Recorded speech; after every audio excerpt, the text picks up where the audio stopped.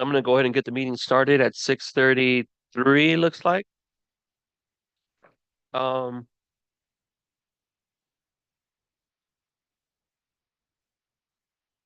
so before we start the meeting, I would like to announce that for the record, this meeting is being conducted pursuant to California Government Code Section 54953B concerning teleconferencing of meetings. Board member Arlene Perez is participating in this meeting by teleconference from 10 Universal City Plaza, North Hollywood, California, 91602. In accordance with the Brown Act, this location has been identified on the agenda for this meeting. I'd like to read the mission statement. We create opportunities for growth and success. And our vision statement, inspiring learners to thrive in an ever-changing world. Start with the roll call. Members of the Board of Education. I'd like to start with Trustee Saavedra, Present. Trustee Mejia, Present. Trustee Lafarga, Present. Trustee Perez. Present. Thank you. And myself present. Moving on to item B, roll call members of the Board and the Administrative Cabinet. And myself, I'm present, and I'd start with Jasmine Chavez Diaz, Present. Excela Castañon, Present. Dean Cochran, Present. Dora Soto Delgado, Present. Mark Matthews, Gioconda Padilla. Present. Thank you. And I'd like to move on. Item C, Pledge of Allegiance. And I'd like to ask Trustee Lafarga if he can lead us in the Pledge of Allegiance. Please stand. Your right hand over your heart. Ready, begin. I pledge allegiance to the flag of the United States of America and to the republic for which it stands, one nation, under God, indivisible, with liberty and justice for all. Thank you, Trustee Lafarga. Moving on to item 2, adoption of the agenda. Approve the agenda for a special Board of Education meeting on July 14th, 2025. Any amendments before we move forward? We do have one amendment. One amendment. Item 10F1, 4A, change 3 to 2 and pull the last placeholder. Thank you. Any more amendments before moving forward? Hearing none?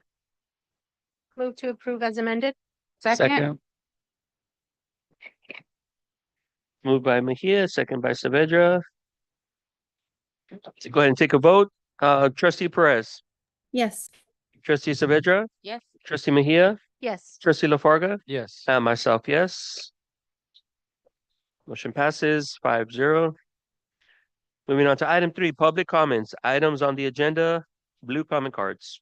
No public comments on the agenda. Thank you, sir. Moving on to item number 4, public comments, items not on the agenda. We have one, Fernando Islas. Yes.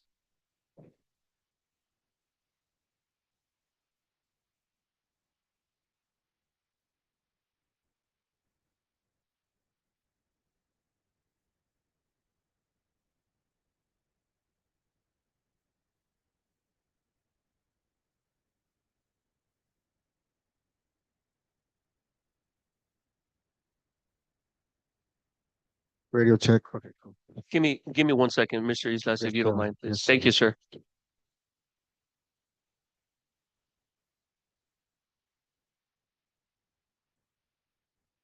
Thank you, Mr. Islas, whenever you're ready. Good evening, all. I didn't really write anything, so I'm kind of gonna shoot from the hip today. I do have a few notes, but once again, it's not written. And I don't like doing it like this because a lot of the times I have bad memories, so a lot of the times I forget what I want to say. So, but a few points I'd like to make today would be to begin. I want to say thank you to the district, to you guys for posting about the meetings today on your social media. I think that was very helpful. I also want to give a special thanks to Jenny.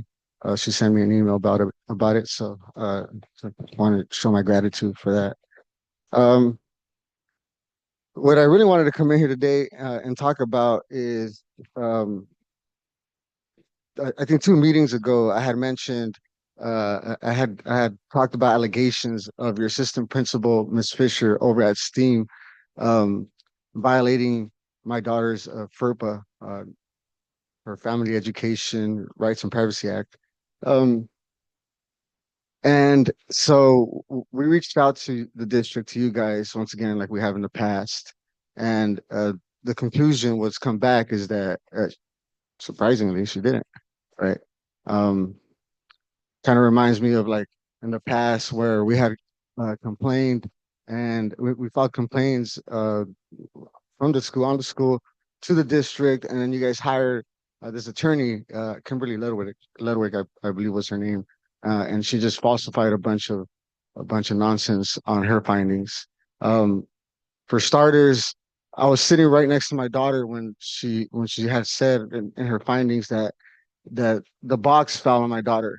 That's not what she reported during that meeting, and she also just tried to throw in a bunch of legal mumbo jumbo and made her findings just her package is really thick. Um, what I'm gonna say is we're gearing up to file a complaint with the U.S. Department of Education.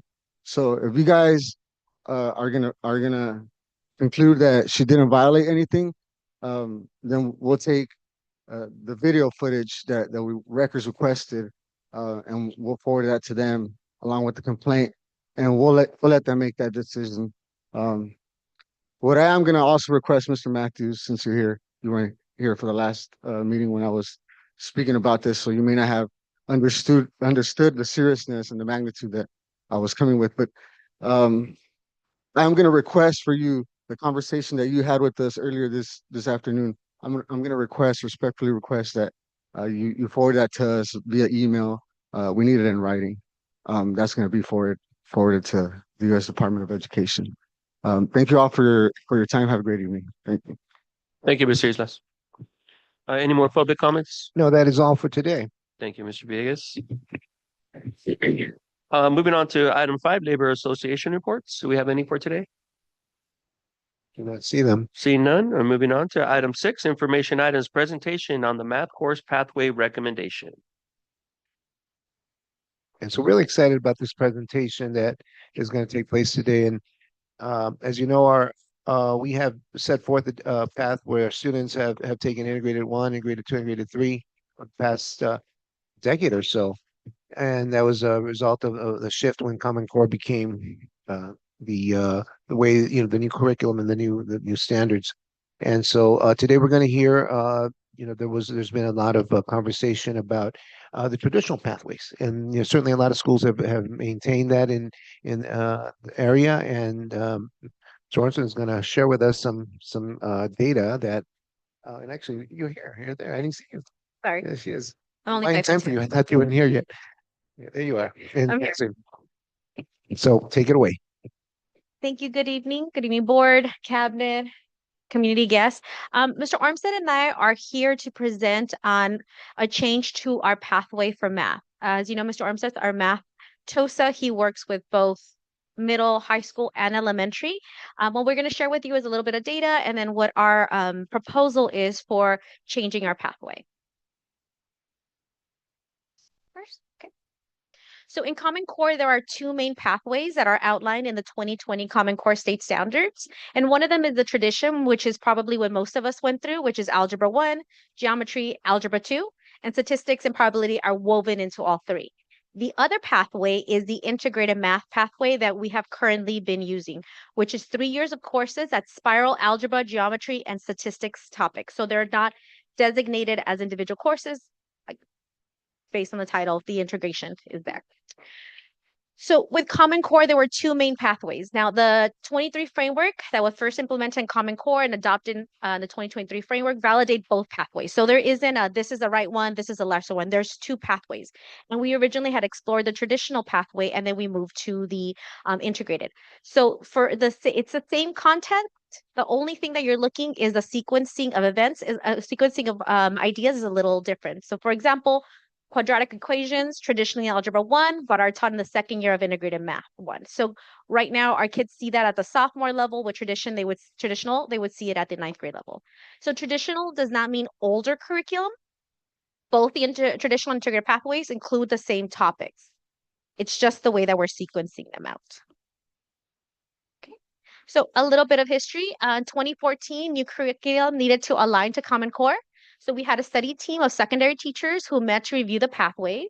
The board approved the choice of integrated pathway based on the recommendation of this team, and the high school shifted to CPM's integrated math textbooks. Our rationale back then was to better fit with students' experiences in grades 6 through 8 and encourage context-based approach to math lessons. Hand it over to Mr. Ormseth for him to continue. Thanks, Jasmine. So currently, we're beginning our math adoption process.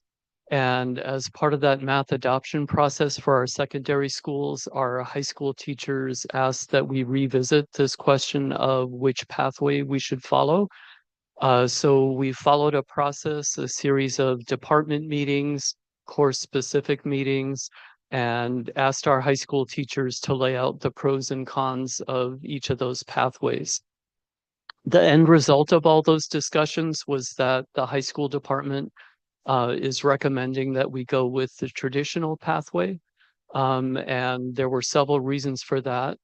One was that because our parents and counselors and even our students are more familiar with the traditional pathway, it would make communication with all of those stakeholders easier in terms of like what actually is being covered and what these classes are about. A number of teachers also felt that with the traditional pathway, they'd actually be able to go more in depth each year because there was a narrower set of topics instead of spiraling each year. There's also the consideration of, again, it's sort of like being more familiar with the traditional pathway amongst counselors and parents. It would be easier to do placements for students transferring in and out of the high school. And then finally, over the 10 years since Common Core was introduced, textbooks have really improved in their quality. And what we see for the traditional as well as the integrated pathways are high quality curriculum that will help kids sort of learn math in a context-based approach, which is what we were hoping for with the integrated pathway originally. We took a look at surrounding districts out of 26 nearby high schools that have sort of similar SES status. 12 are using the traditional pathway, 14 are using the integrated pathway. So it's fairly evenly split. There's a slight advantage in 11th graders passing or meeting it or exceeding standards on the 11th grade CASP for the schools using the traditional pathway. So we feel that there would be no real downside to following our high school teachers' recommendation in terms of going with the traditional pathway. And if you do approve this recommendation, we have several sort of next steps that we need to take. The adoption process will proceed looking at textbooks, the traditional Algebra 1, Geometry Algebra 2. The year for the full adoption is 2026, 2027. But if we are going with the traditional pathway, we'll have to start making that transition in the coming school year with some changes of topics within Integrated Math 1 so that everyone's ready to go into the traditional pathway the following year. We do a lot of outreach to parents already, and that outreach in this coming year will need to include sort of clarifying the change in pathways and the reason for doing that. Any questions for us? Thank you for the presentation. I'm going to go ahead and open it up for questions, starting with Trustee Perez. Thank you. I'm sorry I'm not there, but thank you, Mr. Armstead. Thank you, Ms. Chavez. Mr. Armstead, I've heard great reviews from this last year, the PDs with the math, so thank you for everything you do. I completely agree. When my cousins first tell me about integrated math, it was so confusing to understand, and I can just imagine from the student perspective, math is already can be a challenging subject. So I think I completely agree. I think that going back to the traditional, we'll get that more in depth knowledge, just the way like eighth grade, right? Sometimes in eighth grade you have to teach algebra, then you have to teach geometry, then you have, and so you run out of time sometimes and you can't really go into each one really well. And the number one thing with math is, also the repetitiveness, the practicing. So I love that, some students they're like, well, I'm better at algebra and just not that great at geometry. So that way we can also, feel that it comes down to the self-confidence that students have. So I definitely love this. And I am total support. So thank you. Thank you, Trustee Perez. Trustee Saavedra? I just want to echo what she said. Thank you very much. I appreciate the level of detail you guys go to go through, adopt these processes. And Mr. Ormseth, my hat's off to you. I met you at a math night, so I really love the math nights, and look forward to making sure that all the parents and stakeholders are involved in the outreach for this. Thank you. Thank you. Trustee Saavedra, Trustee Mejia? Thank you for the presentation, Mr. Armstead and Ms. Chavez Diaz. I'm super excited about this. I know that this really aligns with our mission of creating opportunities for growth and success. I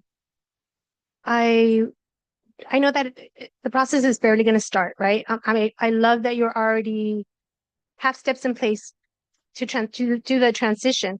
With that, I'm hoping that we could definitely, once you start looking at the different textbook adoption process, that EL learners are very much a big focus, especially based on our test scores, right? We need to close that achievement gap. So I'm hoping that happens. I know it's going to happen. I'm just bringing it up. The other thing is, I know that we have, so this is at the secondary level. Just making sure that we're aligned at the elementary level as well. I know we have Go Math. Not sure how we're doing, but again, how it's going to align with secondary. I'm hoping that could also be reviewed once we do this process. And yeah, couldn't agree more. I feel that our students are at a disadvantage, especially when they come and do the CAS testing. They're doing geometry on the testing and they're not touching that. So this is definitely going to help our students. Again, thank you for the presentation.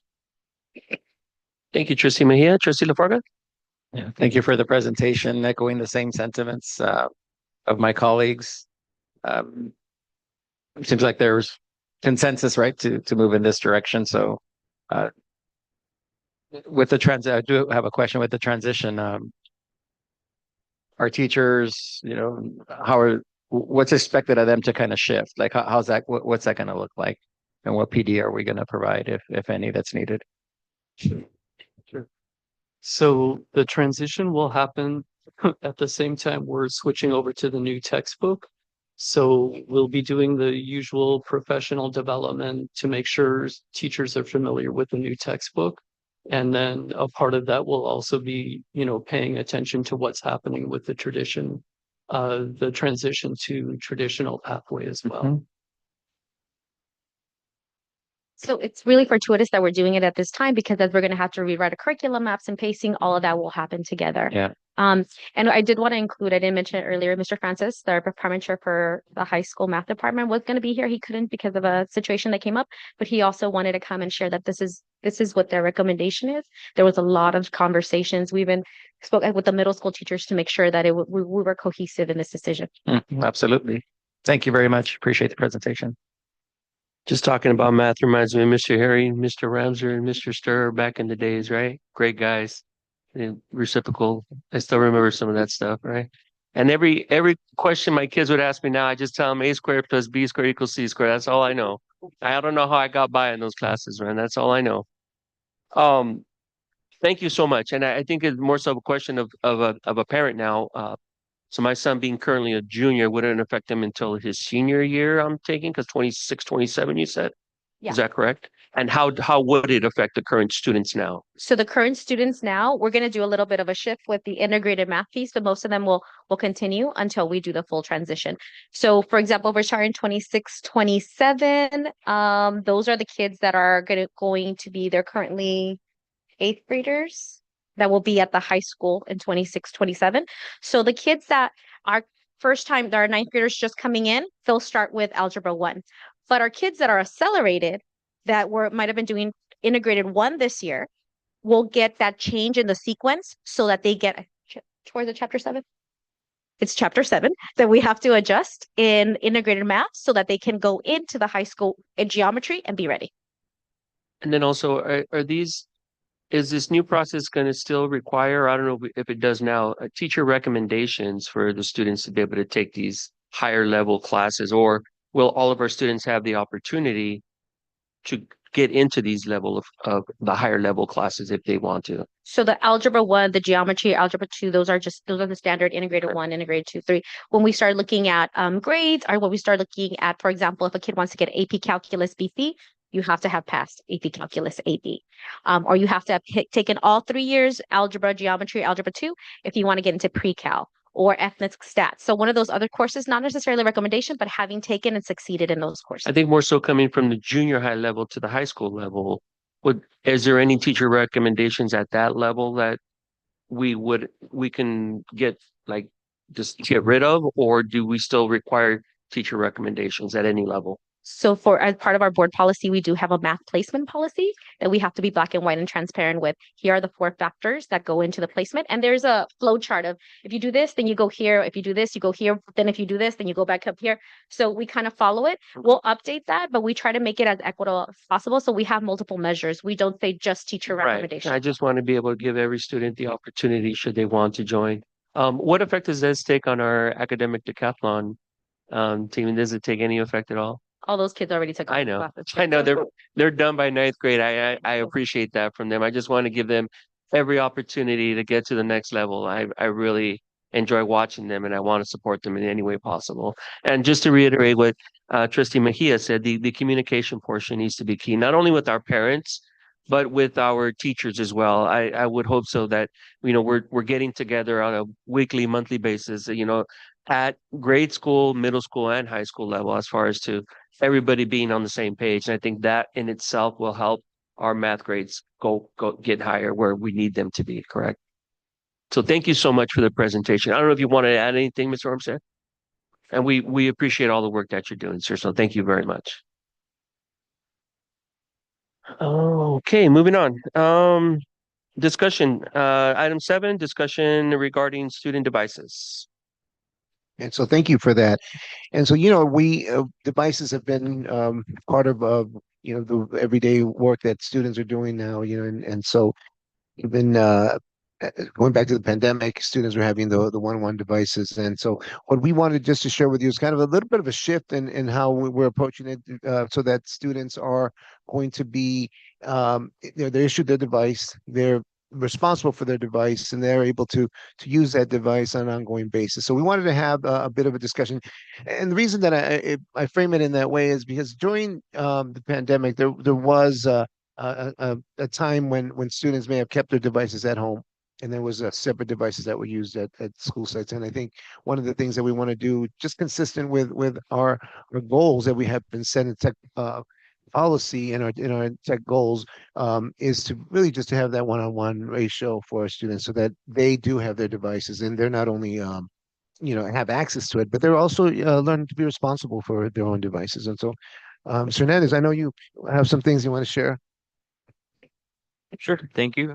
Thank you, board, for allowing me to speak tonight on that. So just so we all on the same baseline, as of today, the current way that we distribute Chromebooks is in the TK through first grades, every student receives a touchscreen device. From grades 2 through 9, they receive a non-touchscreen device. However, like Dr. Villegas mentioned, as our school sites receive through ESSER funding a Chrome cart in every classroom, these students are allowed to keep these devices at home.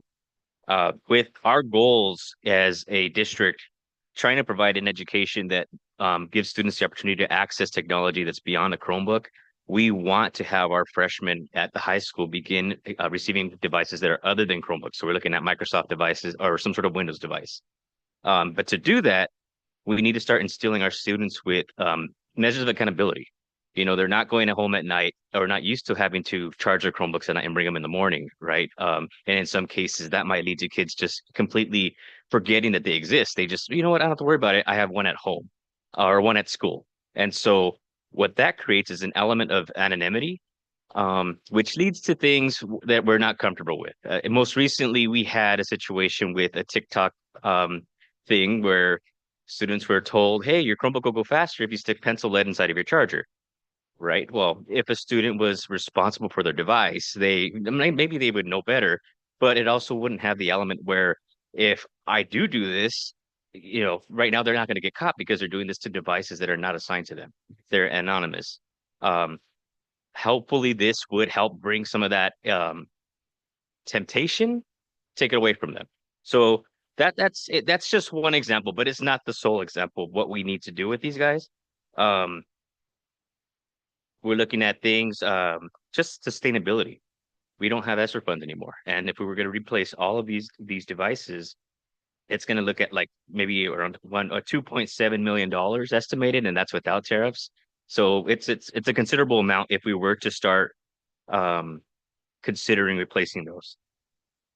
And so yeah, so things that we're looking to do is again having students bring them in starting at the second grade and on up. We're looking at, because one of the concerns in the early grades was, well, my students don't have a hotspot at home or they don't have internet at home. So tonight we're looking to get an approval, ratification on a T-Mobile contract where the district qualified for 2,200 devices. So it's limited access. It might not be enough, but at least it's a start, and then the district can consider other options if the funding becomes available. And so, yeah, so that's basically the overview, but questions, discussions? Mr. Hernandez, I'm going to go ahead and open it up for discussion. I'm going to start over to my left with Trustee Perez. Thank you. Sorry. So how are the devices anonymous? Is it because in school they just get assigned whichever one, or? So if a student is in need of a Chromebook in a classroom, they're just going to check out a Chromebook from the classroom cart. So that it's not labeled to them. So if you're in a secondary school, first period, you're going to have one teacher. You're going to borrow from that cart. The teacher might not know who borrowed what at the end of the day. So if something were to happen at that time when they're borrowing it, they wouldn't exactly be able to trace it back to who used it and when exactly it happened. Yeah, I was just trying to think of like some type, because we had that too when I was in middle school. They liked initializing the computer, and it was bad to track to who, and I get it from the teacher's perspective, you're all over the place. So I wonder if we can look into some type of system where the student, I don't know, but I know it's a headache, right? How do you check that the computer is intact? But some type of system where they have to log in, so you kind of have a sense of who used the computer that day. And then my question is, so you're proposing, or you're just looking into what, like, them being able to take it home and then being responsible for that one computer and not having classroom computers? Is that what you're proposing? Sorry, Joe, if I can jump in. So there would still be a small inventory of computers in each teacher's classroom, like say 5 to 10, for those kids that, I thought I charged it, but it wasn't charged. I thought I charged it, but it wasn't charged, or it's not turning on for some reason. I just discovered, or I was at mom's and yesterday and the dad this morning, I forgot it. So there's still going to be that backup plan for them. And we definitely can have a system of, you got Chromebook 1 in first period, that's Miss Avedra. I'll write her name down. I'll check it right after. But we want to instill the practice of everybody bringing them. And so not having it is not the common. Right now, they don't feel responsible for bringing it every day. So as Mr. Hernandez explained, I might check out first period, Chromebook 14, and then next period, another student grabs Chromebook 14, never even opens it, but starts, like you said, initializing it. And then when we open it up, I'm the last person that was logged into it. I didn't do it, but there's no way to trace it because the other person never logged in. So there would definitely still be a system in place for students that forget, but we just want the practice to be, you bring your device with you every day. Okay. And And charge. obviously I want to assume that they're great kids, but just in case, will there be any, what are the consequences? Like if they do end up taking it home and they ruin it for some reason because they want to do this TikTok challenge, are we like, because I know we financially can't keep them, but how are we preparing for that? So that's one of the other. So we do offer insurance, and one of the things we're going to do is push insurance more than we do now. So that'll be one process. We also want to send out a compact that our kids would fill out where it says there are consequences. We're going to treat this like you would treat any other school property. If you were to rip up a textbook, if you were to tag on the wall, right, that's damage that you're doing. So you will be responsible for it. Okay. But that's another part of it. So when kids think, okay, I'll just take it home and I'll leave it under my bed for the whole year, then they don't worry about the consequences because they're not using their Chromebook. No, that makes sense. Those are all my questions. Thank you so much. Thank you, Tony. Thank you, Trustee Saavedra. Yeah, I wonder if there's a way to tie well, at least in the high school, that we want to move forward with the Windows-based products, the Minga. So like when they go to the bathroom, when they leave the classroom, and just somehow assign it like, oh, you have to put the serial number and maybe, we don't know who all 5 of us use the same Chromebook for the day, but at least it narrows it down to 5 people versus 100 students that may have been in that classroom. And since we are speaking on the technology, right? If we could somehow integrate into Aries, when you do the data submittal, a video, like a pop-up video, how to care for your device and show them, this, and don't tag on it and don't, whatever. And, of course, I know you guys have that already as part and who to call, but just more to reinforce it. So that would be part of it. Doing more tech updates. We actually have one of our staff members who's really into doing that. He was actually invited by one of our high school teachers to do like a life lessons on technology for the seniors who are leaving. So he went over some things like just some more digital literacy and just the whatnots, what to do, updates. So he would be really excited to do something like that. And he has asked if he can do that. It's just the time, but we're going to work on that. Thank you. Trustee Mejia. No problem. Thank you, Director Hernandez, for the discussion. I would like to suggest that, and I'm all on board on this as far as having our students have ownership of the device, something that they're going to need to do, right? You have to take care of it. You have to remind yourself to charge it. It's just a expectation, right? With that said, I'm hoping that we could do our PBI, include the expectations for the device with PBIS. And piggybacking on what Trustee Saavedra said about Minga, you reward them, if they've done it for the week or something like that. I'm not sure as the elementary schools, are they using Minga? I think that would be something that would be useful for them for PBIS. I know they're doing feathers, but they could still do feathers or whatever it is, spots at their individual schools. But I think that that's a way to make it an incentive, reward them for their care and ownership of the device. With that said, I know that at one time we were able to afford the 2-to-1 device, but thank you for, again, you're being responsible. We don't have unlimited funds, so this is definitely a solution. I'm happy that this came forward. With that said, also, I would like to request a technology plan update. I know it's been almost a year now. About a year, yeah. I'll make it an official request at the end of the meeting, but thank you for the information on the board update. That was very helpful. I love the compact. It's excellent. You're not only getting buy-in from the student, but also from the parent, because again, it's a responsibility, a shared responsibility there. I'm happy that you talked about the insurance and there's cases on these devices. No, and the kind of damage we were seeing with the devices, a case wouldn't protect. However, we're looking at options for cases because you think about when we went to school, we would get our textbooks and we'd wrap them with book covers and we were able to personalize those and keep track of names.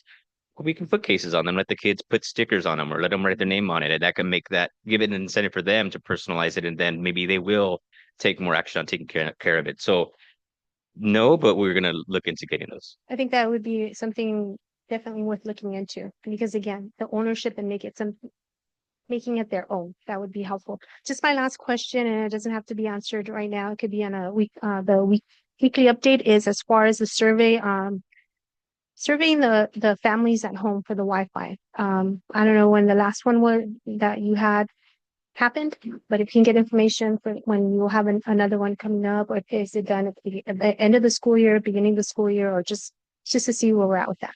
Okay. Thank The you. last one we did was, it was anecdotal, but we'll bring that up again. Thank you. Secondly.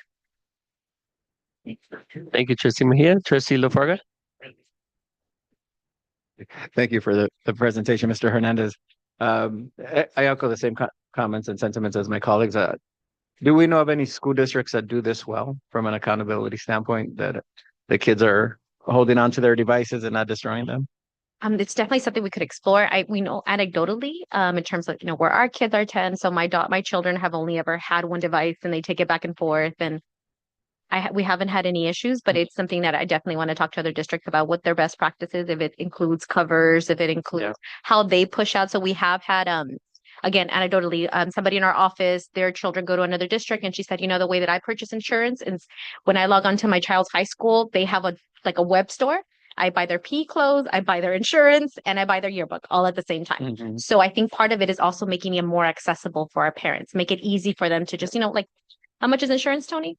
$26. $26? Like Mhm. just a little add-on before on Amazon, we're gonna check out. Just add on. It is the common, it seems to be the common practice for most schools districts to have something to this effect. Mhm. So yeah, I think there would be probably a lot of school districts that we can access and say, hey, what is the plan that you've done? How have you done it? That's one method that is very popular out there. Sure. And is this more like, how can I frame this? Are we going to do like a rule? You're going to sign it? Is it policy, or is it just practice? It's a practice. We've been practicing this. The assignments, every student who checks in at the appropriate grade level has a device assigned to them. It's entered into ERUSD, and then at each interval where they trade out, it's unassigned and reassigned with a new device. Okay. So it would it's just really be just the same practice, but just with the new expectation. changing the culture of accountability. Yes. Okay. All right. Great. Thank you. Thank you so much. I used to wrap my books with the brown paper bags from Alpha Beta all the time, man. So thank you to Alpha Beta back in the day. Is there going to be an opt-out option? Because I know that there's going to be some students that are not going to want to take on that responsibility, rather just have their own computer or use their own computer without having to deal with any of the. I don't think so. In the future, I'm not, we're talking about another year or two. We're gonna move to a closed Wi-Fi network, meaning that student Wi-Fi that all students have access to is not going to be so open, where every student is now going to have access to just their technology and access to the Wi-Fi through that. So we perceive the BYOD, bring your own device, as a potential threat because we don't know how they're maintaining their device at home. So for now, that's possible because there are students who do opt out or choose not to get one. But in the future, we're going to really push for them to use our devices just for the sake of security. We do not want to have the unknowns. They might be safe, they might be just as clean as ours, but we don't want the unknowns. And also, with that being said, now, how do we protect our system, or how are we going to be protecting our system? Are we continuously making sure that we're going to have a safe system for them to be using? So we've worked with our Keenan, which is our insurance provider. They did a brief assessment over like a top level view of what our district has. Number one concern that they're talking about was two-factor authentication and account security. And we've talked about that before. We cannot push for everyone to use their phone to sign in. So what we've done is we're working to complete it by the time school starts again, activating ClassLink, which provides that layer of security for not only just the staff, but for the students. We can have a Fort Knox network, but if we have our passwords out there, it doesn't matter. So that's the first thing we're securing. So that's already in place. Next is we're having another assessment done by another provider to do a threat assessment where they're going to try to hack in. That's going to come in, I'd say after these projects are done, I'd say towards the middle of the year, that'll be done. And we're supposed to do this annually. We have a Google assessment that happens every year where they just go through our policies and they'll check, okay, well, based on this new update, you might want to activate this account, or this is a setting that you have open. Do you really want it open? So we do that annually. And then we just performed an Intune assessment, which is the management for Windows. And so they came in and they did the same thing. They checked, they said, okay, you got this setting open. Why? And if you really want that open, here's what could happen. So they went through. So we're doing these things annually just to make sure that we have those securities in place. There are some softwares that we would need to look into, a little expensive, but we really need to look into them because you have right now our we'll call it our antivirus. Our antivirus is the type of antivirus that would look at threats as they happen. There are other types of services that we can buy that'll look at it from an active perspective, so preventative. So right now that system is reactive. We want to get into the active management. And that's something that we've looked at a couple of things at, but we're going to really do a deeper look into that because we should have something like that. 0-day attacks, we're sort of protected right now. Thanks to Geo, we bought Bullwall last year, which we know is effective because we've accidentally shut accounts down, like Miss Jenny, when we were trying to bring all her files, and the system thought, "Oh my God, you're stealing data." So we know it works, but we want to make sure we have different layers of it. So that we're going to look into this year. Thank you, sir. Any more questions from our discussion? Nope. And Trustee Perez, I don't see you here, so. Okay, BRB. Excellent. Thank you so much for the discussion presentation portion of it. Okay, moving on. Item 8, comments and reports by superintendent and cabinet. Okay, thank you very much. Yeah, it's been, I can't believe in July, middle of July, and actually I think by the time our next board meeting, we will be back in session. That's how fast things are moving. And I know that summer for educators, people out there feel it's a quiet time, but it has been a very involved and busy summer for our school district this summer. First of all, we've had a lot of students in the summer program, and so I was going to ask Ms. Castellano to just share a little bit about the elementary programs and Ms. Chavez Diaz to share a little bit about secondary programs. Well, I wanted to talk about Think Together and the enrichment program, then I'll go ahead and talk about the enrichment programs. They're both doing both at the elementary and middle school because this is our final week for our program. Last week, we did conclude our intervention summer school program, which we met with some success with student attendance. But this is our last week, and a lot of our students are participating in a field trip almost every day this week to wrap up summer and make it exciting. The students started off with the trip today, actually, to the California Science Center. They're also going to go to the Brea Tar Pits, the SoFi Stadium, which was real popular last year because they get to tour and see the stadium in another capacity. And so everybody gets excited about that one. We also have a partnership with Street Soccer, and there'll be a tournament at Durfee Elementary. And then, of course, we're going to conclude with something a little bit fun with activities for our kiddos, with the elementary students going to John's Incredible Pizza Company and our middle school kids heading over to Knott's Berry Farm. So it is an opportunity for them to be engaged. It is an enrichment opportunity for them to see the fun side of school, to be with their peers right before they take their official summer break before they come back to school. Awesome. Thank you. At the middle school level, we still have 2 classes in session. We have our robotics program. Their kids are still practicing, and then we have accelerated math. At the high school, we still have 898 students. So they'll go up to this Friday, but we typically will hold about 1,000 kids during summer school. So really proud of those kids for hanging in there, making up their credits, and making sure that they're ready to go in the fall. So thank you. And certainly a lot of our sport programs are up and running, and practices are happening. And every day you see those fields full of students early in the morning to late in the afternoon, practicing and really working hard in the various sports. So it's really busy. I mean, it's summer break, but they are really working hard. And our teachers, they're also taking professional development. So our teachers are also involved in professional development, and it's really a busy time of the year for, I think, all our staff. And I think Ed Services and Cabinet have done a really great job. I don't think they've taken any days off now that I think about it. They've been here because there's been lots to do. So thank you to them as well. And that's all for today. Excellent. And it's really good, just on a personal note, to see the campuses and facilities being used, not only at El Rancho High School, but the other facilities as well. So thank you very much for that information. Moving on to, oh God, where am I at? Here I am. Board of Education announcements and acknowledgements. Item 9, I'm going to start with Trustee Perez. Thank you. It's going to be fairly short, not a lot of updates.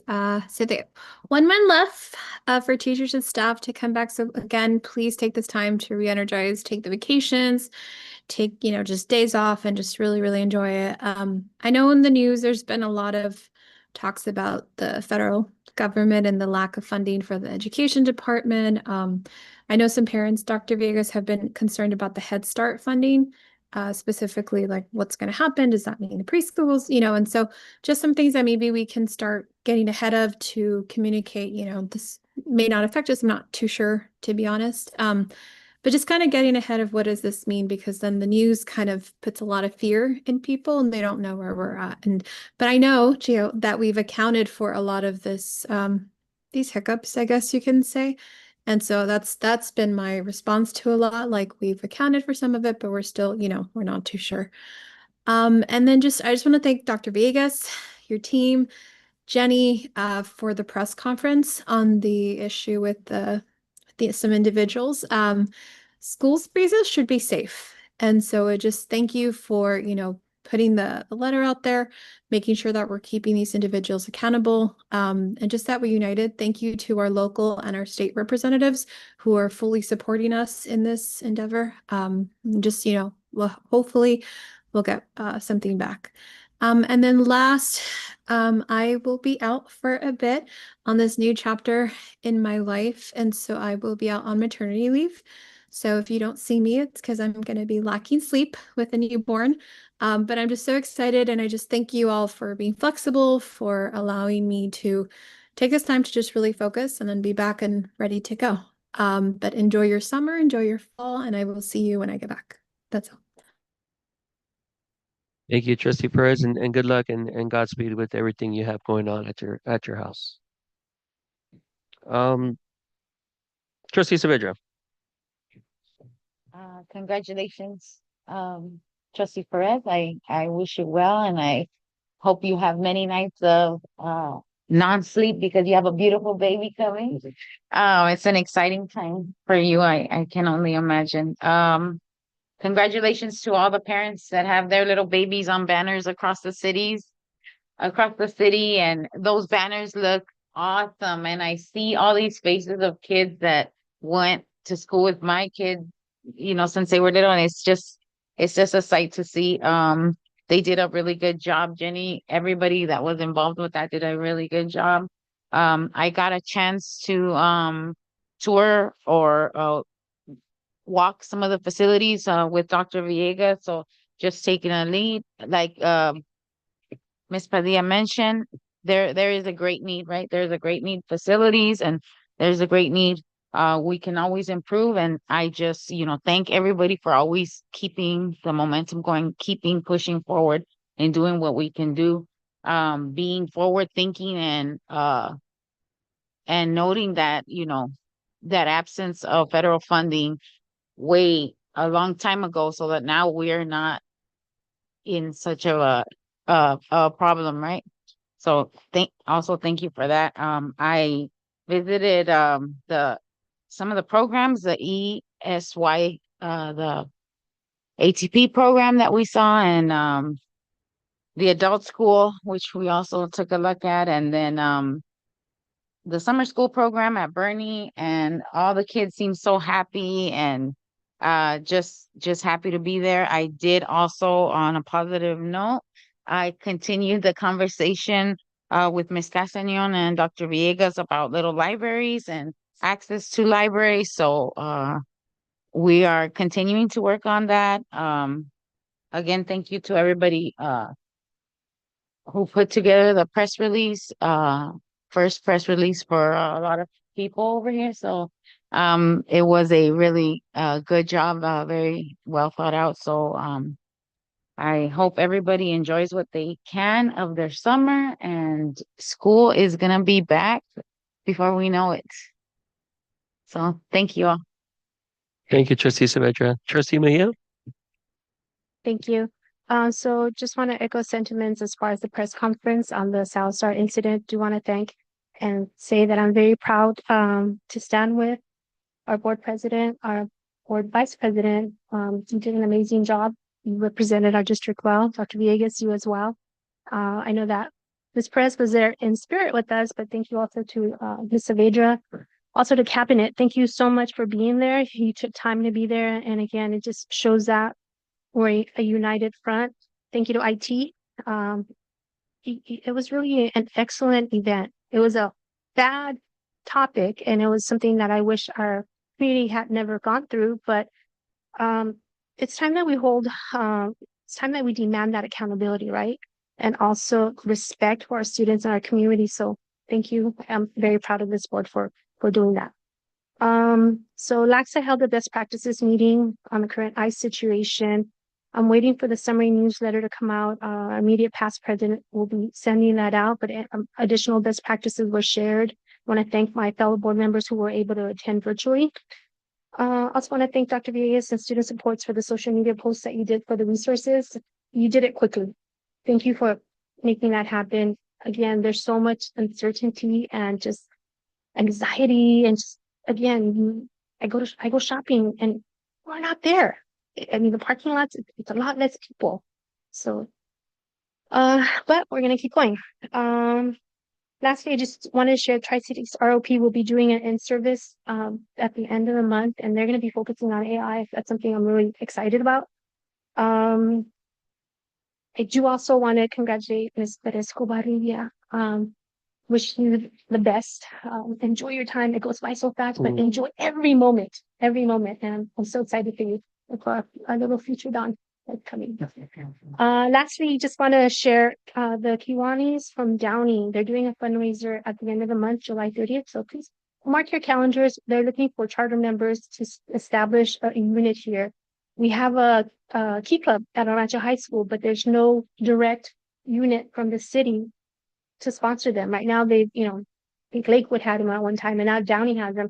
It's time that we stand and we are there for them. So we're looking for charter members, and it'll be a fundraiser / membership drive on July 30th at 6 p.m. Lastly, I just want to wish everyone a very happy summer. That concludes my. Thank you, Trustee Mejia. Trustee LaFarga? Thank you. I want to ask for your advocacy because we've mentioned federal funding freeze, and it affects a lot of the student populations that we serve, our families. I asked my colleagues for their advocacy. If I share with Dr. Villegas means to advocate, make calls, with email your Congress people, whoever it is. We need the voices now, because maybe this freeze will get resolved for this year, but next year everything's off on the table for them to cut. And if they don't bring that back, we're going to lose valuable funding streams for our students. So I respectfully ask if you so desire to lend your voice so that they can reverse this freeze.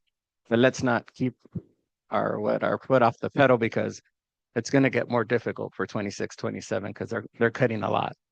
So we got to keep our eye on that as a district, and see what the potential challenges that'll bring for us and our partners that serve our students.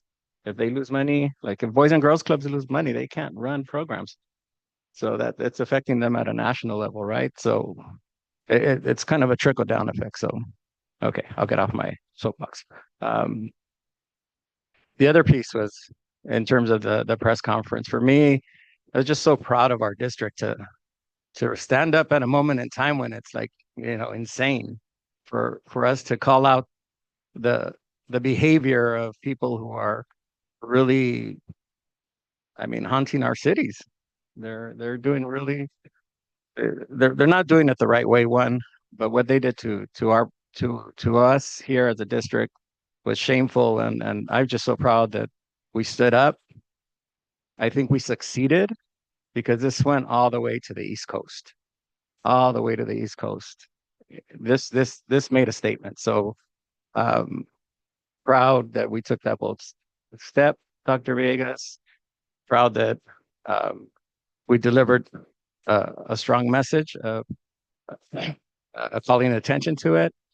But the work's not done, so we gotta continue to keep our eye on this as well, and hopefully we'll get a response. I know there's a lot of moving parts to that, but just super proud to stand with my colleagues and us as a district for having done that.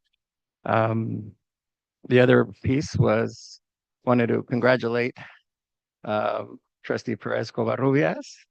Hey, look at that smile. It's gonna be life changing, and it's gonna be awesome. It's gonna be awesome, and we can't wait to meet your little baby when you're ready to bring her to for us to see her. So just wishing you the best for you and your growing family. Wishing everybody between now and the next board meeting, since we'll be in session already. Just hopefully you can get some respite and enjoy some summertime. That concludes my report. Thank you. Thank you, Trustee LaFarga. And as you know, I know everybody's already said it, but I'd love to reiterate what was said as far as our press conference. I'm proud as board president to take a stand, and as a board that we decided to take a stand. Thank you to the superintendent, to the cabinet that was there supporting us, to everybody that was there, and also it hasn't been mentioned, but our legal counsel, Ms. Copado, who helped us in the preparation, and Jenny as well.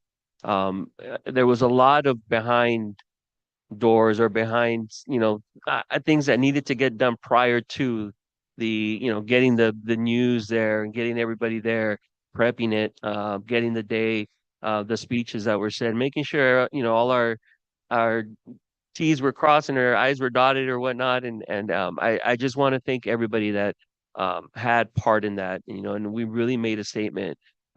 It did get back to the East Coast. We got some friends calling and then, getting us there. And hopefully we get something resolved. If not, what lessons did we learn as a district? And how can we better ourselves moving forward? Also, with that being said, I hope that the staff and cabinet get some good time off, whatever's left of, because I know you guys have been working hard and we see it. We don't always tell you guys. Um, the work that you guys do is very well appreciated. Every chance I get, I try to stop everybody with cabinet, teachers, anybody, maintenance, just tell them thank you personally, because sometimes that just needs to be heard. It needs to be heard. Although some people aren't looking for that gratification, but it needs to be said. So thank you to each and every one of you guys. And hopefully for the remainder of whatever time is left, I don't know how much time is left, about a month or so, I hear. You guys do get some rest, get some rest and just unplug, turn the phones off and don't take any calls from Dr. Villegas. And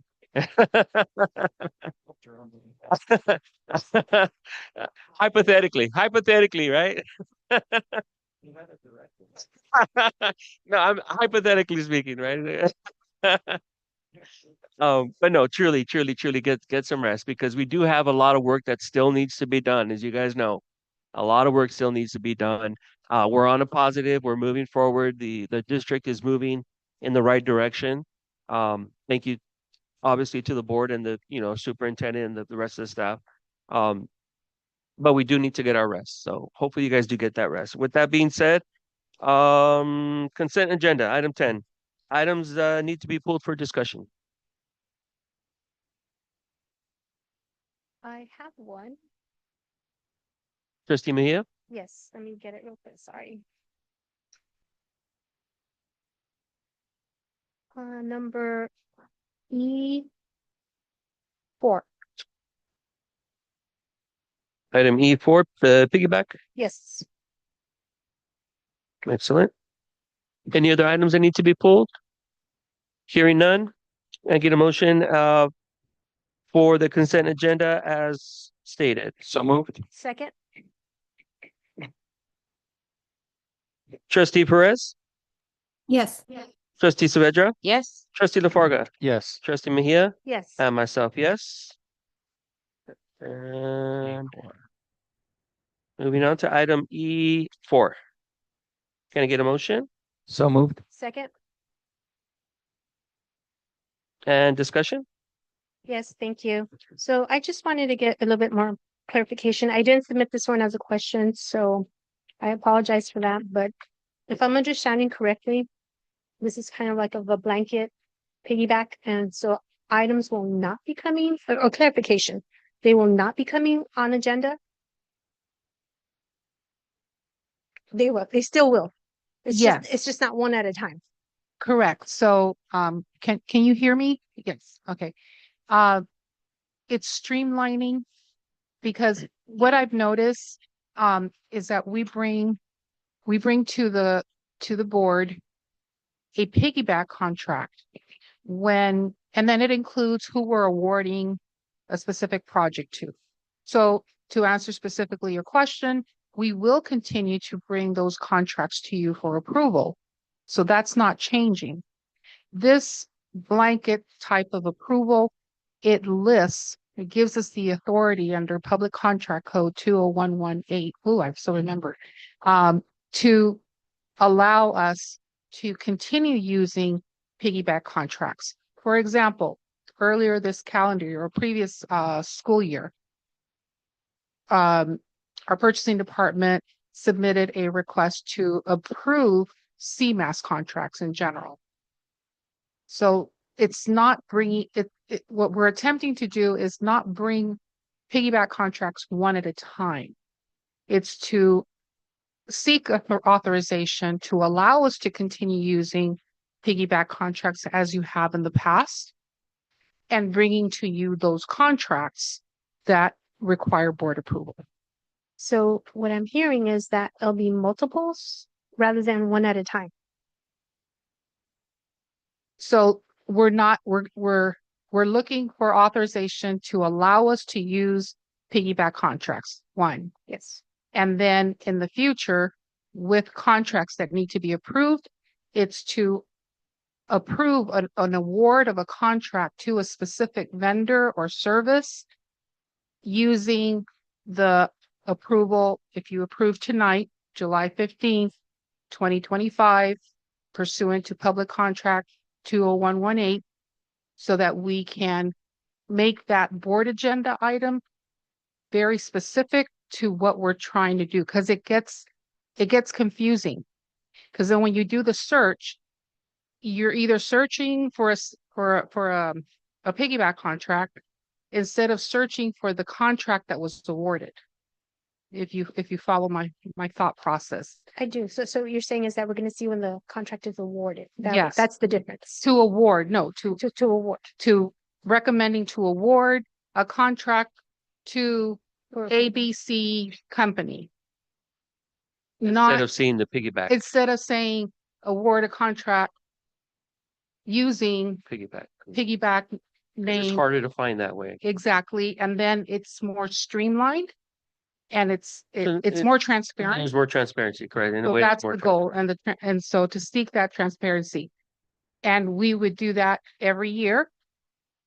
And then we would evaluate any piggyback contracts out there that may not serve our best interests. And we clean that up. And then, but we will always bring to the board the specific contract that needs to be approved. So right now you have like a list on here. Correct. And so this will be on a yearly, maybe removing some that don't serve the district well. Perhaps, yes. I noticed that you have buyback in here. That's one of the CSBA ones, correct? Correct. Okay. I'm glad because they've been advocating for it and I've heard good things Yes, I have too. at AEC. So I'm glad that you're always looking for the best value for the district. But I just need a clarification on that. And if I may add, we would actually evaluate, well, we do anyway. We would evaluate every single piggyback contract because there are some out there that they're called a procurement pool, but they don't meet the requirements for California. So we have to evaluate that very carefully. Understood. Thank you. Any further discussion? None being heard, go ahead and take it to a vote. Trustee Perez, Yes. trustee Mejia, Yes. trustee Saavedra, Yes. trustee LaFarga, Yes. and myself, yes. Motion passes 5-0. Moving on. Item 11, new business action items, Superintendent's Office approve the amended board governance handbook. Any motion So moved.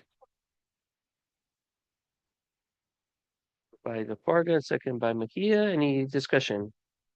Yes. fine. Trustee Mejia? So just wanted to see if just the revision is just that one that was highlighted. We don't have the recommendations from our board retreats. I know it's a living document and I know it can come back. I just want to make sure that the work that we did at the board retreat is validated by it being reflected in the governance handbook. At this time, that's the only adjustment that we made because I know there was some there's a desire to look at that particularly, but we're bringing back, I think, for your request, I'm going to share that with the board at with this update. In other words, the language that was done at the board retreat, and then we'll bring it back with additional language as needed. Got it. And I just wanted to make a recommendation. I know it lists 2 board members, but I really do think that one of them should be the board president, to maybe even board president and vice president. And then, that would be the preference. And then if they're not able to make it, then they would say, seek an alternate. But if we can consider that, adjustment. Sure. I agree. I would agree to that. Okay. So we just move on for the year, whoever the board president or vice president is for that year. So we're looking at making that adjustment to this language. Thank you. Okay. Any further discussion? No. Okay. None being heard. Go ahead, take it to a vote. Trustee Perez, Yes. trustee Mejia, Yes. trustee Saavedra, Yes. trustee LaFarga, Yes. and myself, yes, motion passes 5-0. Item 2, approve governance calendar for the 2025-2026 school year. Can I get a motion? So moved. Second. Open for discussion? Hearing none? Oh, I'm sorry, trustee Perez. Sorry, because I didn't, maybe I missed it, but somewhere in here, can we add that? Oh, wait. Sorry, maybe. So is it that if the retreat is in June, the appointment of the board member, like where is the appointment? When would they start to meet? Just so we can get months in advance, like to know, like dates. We didn't talk about that time frame, but we normally would have at least maybe 2 or 3 months prior to the retreat to give enough time for that to happen. So if it's a June retreat, I would say we would have to convene that committee, or in this case, where we're saying it's going to be really the president and the vice president that come together as a committee by March. And so we could add that language if the board wishes that level of specificity. I just wanted to so we have the date months in advance. I wouldn't say 2, I would say 3, especially because June is such a packed month. So, and I'm comfortable with the president and the vice president. I think that makes sense. And I don't know if we have to add it to the calendar, but some type of mutual understanding that at least 3 months in advance, we should know the date. And I think it'd be a good idea to add it to the calendar, and March would seem like it'd be a good month to go ahead and get that going. We'll make that adjustment. We get consensus from the board. Yeah. We're good. Yes. And that would be, there's also retreat sometimes that we have in the earlier part of the year, so 3 months before that as well. So maybe October for that one. Yes. Yes. thank you. That's all. Thank you. Any further discussion? Yes, trustee Mejia. Yeah. So what's the process to add items? I know it's a living document as well. So if you can clarify the process for me, if I think that there should be something considered, comes back to the board, or how would you see that? Yeah, I do see that coming back to the board. I think the recommendations can come to the board president, have discussion, and then we can make these adjustments, tentatively, and then we'll bring it back to the board. And actually, before we bring it back to the board as a meeting, we'll send it to the board to review, and I think we can make adjustments. And then once it comes to board, and it'll be because everyone has seen it already and have had an opportunity to give some level of input, or at least react to some of the changes that may have been offered one way or the other. Thank you. I know that there's, besides the governance calendar, there's the agenda prep that you had previously with trustee Perez Covarrubias. Does everyone have access to that? Everyone does have access to that, and that is what guides us. We take it from here, we move it into that format, and so we've been using that as one of the primary pieces for our agenda prep. And yes, everyone has access to that. So, and if not, I'll double check. But I think I've seen everyone in the Google Doc. Everyone has access to that. Thank you. But what we'll do, just to make sure, we'll resend it to everyone so you have it fresh, so that you know the name of it and With the and there's no changes as confusion. well, Yeah. once we get our changes made. Correct. Mhm. Excellent. Any further discussion? Seeing none, go ahead and take it to a vote. Trustee Perez? Yes. Trustee Mejia? Yes. Trustee Saavedra? Yeah. Trustee LaFarga? Yes. And myself, yes. Motion passes 5-0. Item 3, approve, ratify the agreement for legal services with Alvarez, Glassman, and Colvin. Can I get a motion? So moved. Second. Any discussion? Trustee Perez. So this is the first time I see something. So in your experience, Dr. Vegas, how long are contracts usually? Are they a year or two or more? They're actually it could be varied. You know, like for example, there's some law firms that do 2 years, and what that is a benefit to the school district because then the rates are secure for the couple of years. So because often there's an increase in the hourly for the law firm. So this allows us to say, okay, for the next few years at least we know what we're going to pay for. Sometimes you have some law firms who don't put an ending date. They pretty much say until the board makes a shift, and in those cases they may have a yearly increase that they bring to the board as an adjustment. Um, and so, but 2 years is very typical. It's a very typical time frame. And then, sorry, I was just curious because I wasn't sure if that was who. If decided I that. may add, I'm sorry to interrupt. If I may add, there is a provision, a legal provision for continuing contracts. So it's basically a best business practice that for services, that a contract does not exceed 5 years. And although professional services, in this case, legal services, does not require a formal RFP, best business practice is that we maintain that round of updating our contracts every 5 years. So legally, continuing contracts, it's up to 5 years for services. Okay, and that was going to be one of my questions because, and I don't know if this is a continuation. I mean, if it's a continuation or it's a new contract, but why didn't we do an RFP process for the legal services?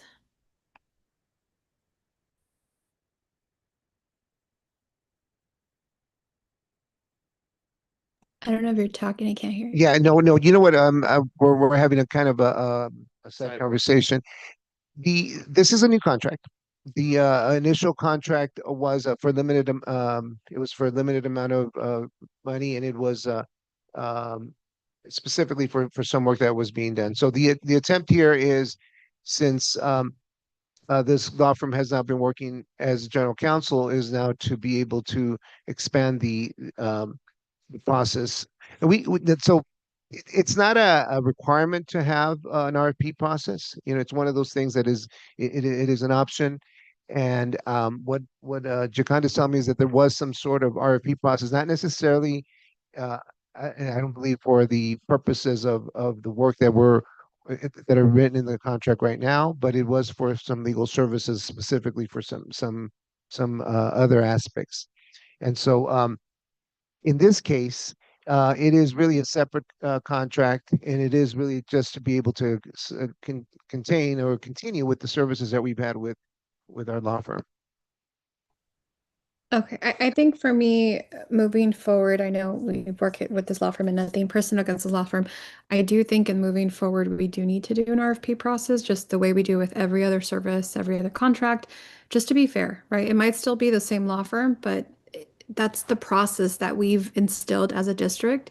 And so I would recommend that in the future. And then I am glad that in the verbiage of the agreement, there's a conflict of interest. They do represent the city. And now that we're talking about leases and, the conversation earlier with the surplus property, I just want to make sure that, and I know they've reiterated that they will separate themselves if they ever were to, I don't know, if the city were to ever want to be buying property.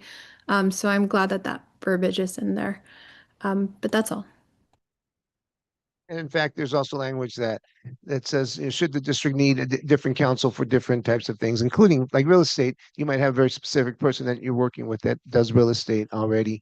That would be something that they would likely handle that particular piece of legal counsel for that transaction. Thank you. Any further discussion? Trustee Mejia? Yes, so just to clarify, it's a 2-year contract and general counsel, you still have other firms as well if something needs to be specialized or whatever the case is. Yeah, in terms of, for example, we still have, someone that does HR work, and we'll continue with that relationship. There's the real estate stuff that we recently developed a contract with them. Um, ALR has done some investigations for us, and so we'd like to be able to maintain those relationships, and we still have contracts with those firms. And certainly, most of these situations, and we'd still go through legal counsel, let them know this is what we're doing, and they're aware of how we're dealing with some of these matters. But we would still keep those relationships with those other councils.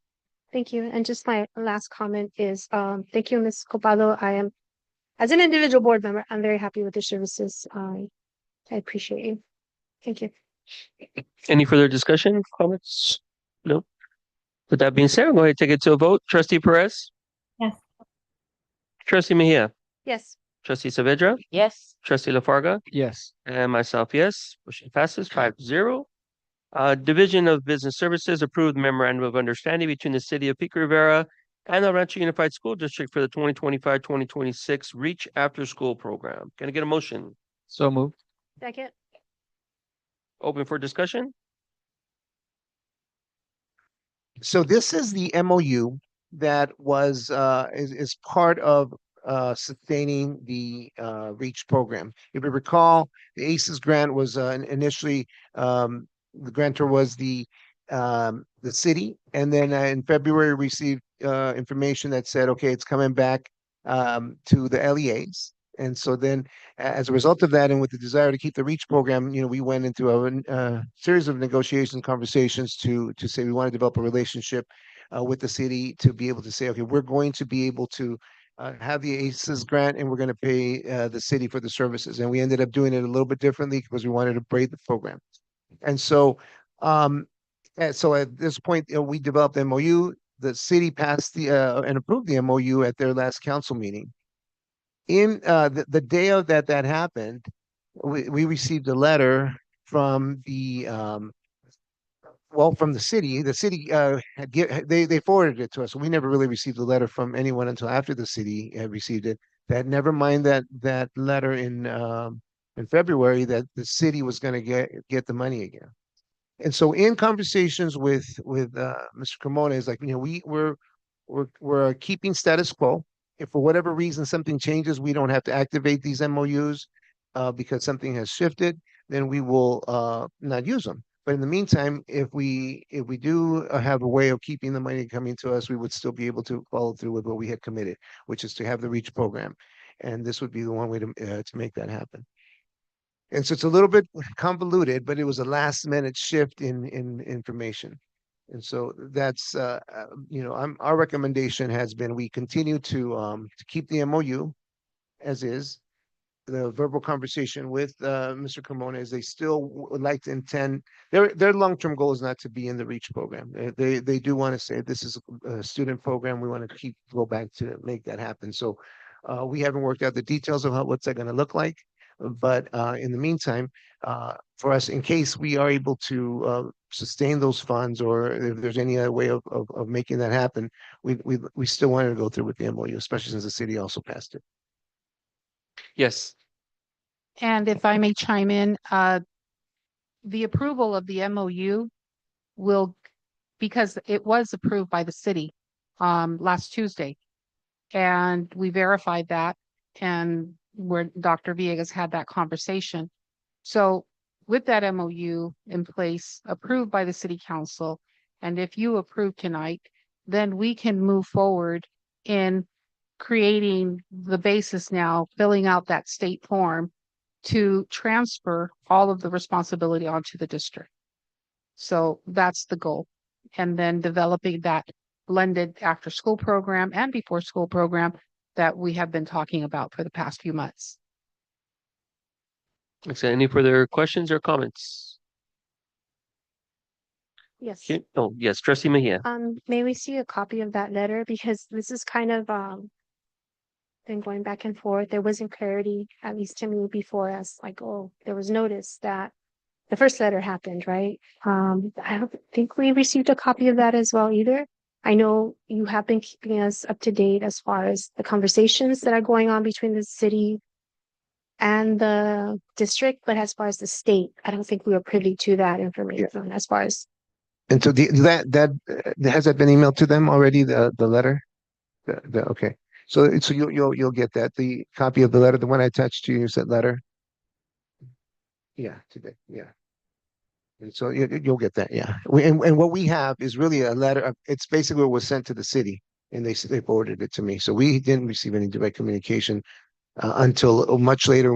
Once we received that information, then we went ahead and contacted the state and made some inquiry, and then they've through an email they've told us, okay, yeah, this is what we're going to do. This has just happened very in the last couple of days. So that's where we are right now. Okay, so to the closed session, it was part of it was going to have more discussion in closed session. May I add one more thing? Yes, Ms. B. Ms. We, Padilla. thank you. We are also still waiting for a formal explanation from the state because we did send them an email. They apologized. And so we're waiting for that formal explanation, which apparently will be responded by their legal department as to what happened and why it happened that way, because we were not notified, as Dr. Villegas explained. Just my last comment is ultimately we want the best for our students, right? And I know that there's a need for before school enrichment. Okay. So yeah, you could just please keep us Yep. updated on that. Again, the goal is what's best for our students. And I think we're looking at having before school care this for this coming year. Yeah. So that's going to be something we're going to be able to do anyway.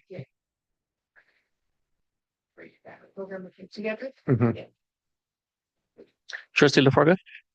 Does this in any way stall the planning with being together to implement programs, being that it's not a settled? It shouldn't, because the money will either have a shift and they're going to get paid through the ACES grant the way they did last year, and we'll shift back to using ELOP completely for Think, or it'll be the way we just planned it. So it really won't make a difference one way or the other. Either the money's going to go straight to the city and they're going to fund the REACH program for one more year until we figure out how do we transition it back to us, which is that document that's being discussed right now. Okay. And then we'll move the ELOP, 100% of the ELOP to pay for Think Together, which is the program that the way we had it in the past, but we'll be able to fund a broader program. So from infrastructure wise, they'll stay, the staff will be, REACH staff will still be city employees. If Either way, it was gonna be that. it was way. going to be that way for this transitional year Mhm, for this until we transition. became fiscal Yes. agents. Yeah. Okay. Thank you. Any further discussion? Hearing none, go ahead and take it to a vote. Trustee Perez? Trustee Mejia? Yes. Trustee Saavedra? Yes. Trustee LaFarga? Yes. And myself, yes, motion passes 5-0. On Division of Human Resources. Amend Resolution Number 43, 2024-2025 for utilization of California Education Code 44861. Certificated staff to serve as an administrative designee without credential. Can I get a motion? So move. Second. And discussion? Seeing none, go ahead and take it to a vote. Trustee Perez? Yes. Trustee Mejia? Yes. Trustee Saavedra? Yes. Trustee LaFarga? Yes. And myself, yes, motion passes 5-0. Item 12, recommendation for future agenda items. Trustee Mejia?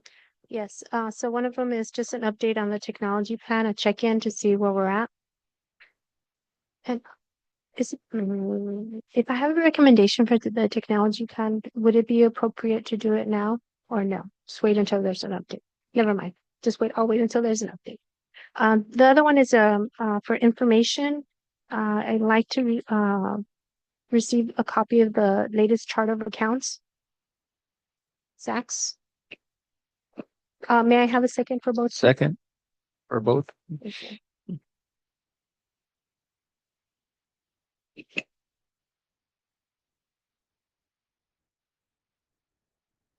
Any other? Nope. Nope. Okay. Trustee Saavedra? Thank you. This is just information or going back to previous going back to previous requests about the parent summit, if it can happen towards the beginning of the year, because towards the end of the year, a lot of the parents like the information to happen. And also request for copies of the lease agreements as we asked for earlier. And access to view the dashboard that was talked about. A second. Thank you.